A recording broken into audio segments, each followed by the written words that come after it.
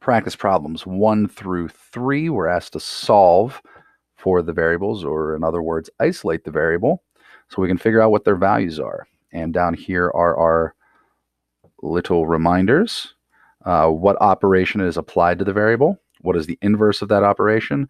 And then whatever operation you use on one side of the equation, you must use the same operation on the other side. So let's look at practice problem 1. There is t minus 5 equals 22.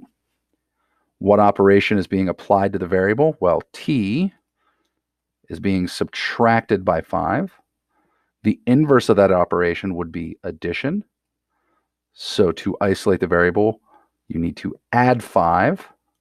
And whatever operation we used on one side, you need to do the exact same thing.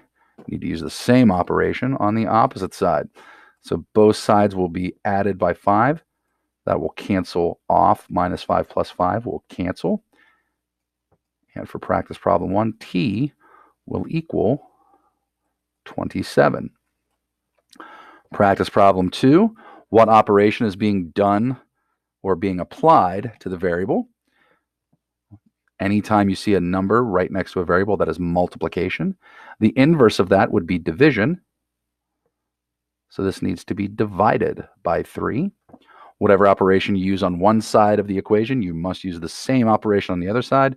So on the left-hand side, since this is being divided by 3, the right-hand side also needs to be divided by 3. That will cancel off the 3's. P will be isolated. And 36 divided by 3 is 12. For practice problem 3, what operation is being applied to the variable? It is being added by 13. The inverse of that would be subtracting by 13. Whatever operation is done to the left, same operation has to be done to the right. So here we apply negative 13 to both sides, minus 13 to both sides. M plus 13 minus 13 will cancel. M will be isolated. And 18 minus 13 is 5. And you find the solution of M equals 5.